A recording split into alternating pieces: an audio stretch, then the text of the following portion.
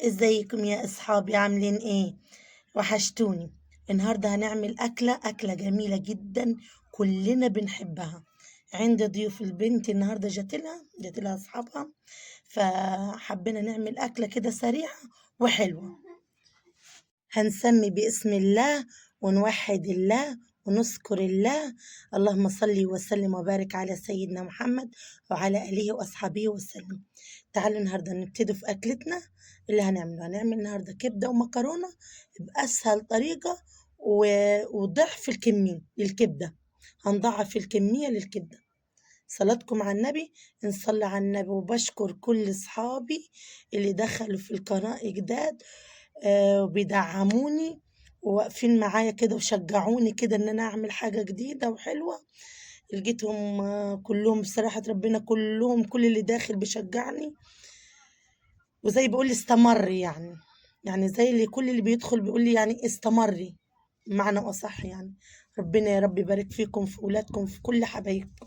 الف شكر منكم.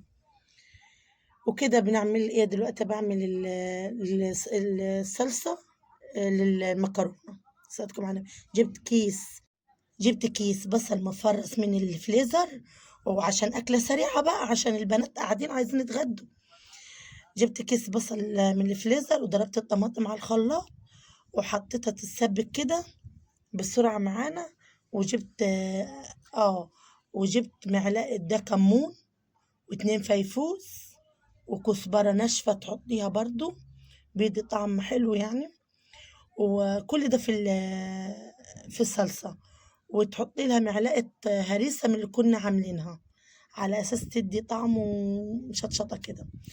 الكبدة الكبدة أنا ما غسلتهاش، بس كنت عصرة عليها ليمونتين، صلاتكم على النبي، وخليتها وملحاها بالملح بكمون وكزبرة وفلفل أسمر مبروش، وخليتها صفت لحد ما نزلت كل الدم بتاعها كأن نص ساعة.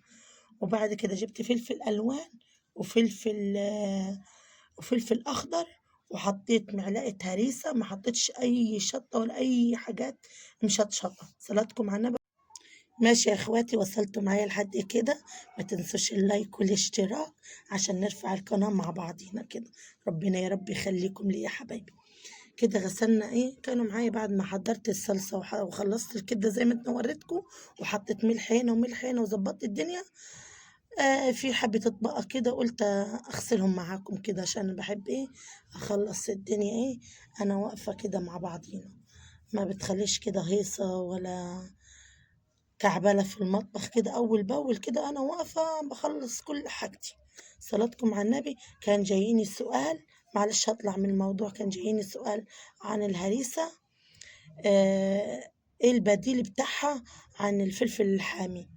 في عروسة الله يكرمها يا رب يسعد قلبها بعتلي الكومنت ده. فلو عندك فلفل ألوان حطي فيها أحمر بس. في فلفل الكوبي الأخضر اللي بيبقى بلدي ده، في برضه في السوق بيبقى محمر، حطي فيها، بس لازم ما يمنعش برضه من قرنين فلفل حامي، عشان هي اسمها هريسة برضه. أنا محتمداها في كل أكلاتي، يعني في الوصفات بتاعتي من مرايح هتلاقوني شغالة بيها على طول. صلاتكم على النبي. صلوا على النبي، وحدوا الله. خلصت المطبخ كده وشطبته، خلصته معايا ونضفته، ورحت دلوقتي اسلق المكرونه، بوريهولكم اهو. الدنيا رايقه وحلوه بالصلاه على النبي. الصلصه كانت اتسبكت معي. انا بخلي الصلصه بتاعت المكرونه، عشان انا ما بحطلهاش دقه، بخليها طريه شويه. سلقت المكرونه، مكرونه الملكه ولا يعلى عليها بصراحه، جميله جدا. وكده خلصنا الأكل بتاعنا سريع سريع، وعطيتكم فكرة لو حد حابب يعملها النهاردة. ربنا يسعدكم يا رب، يسعد أيامكم.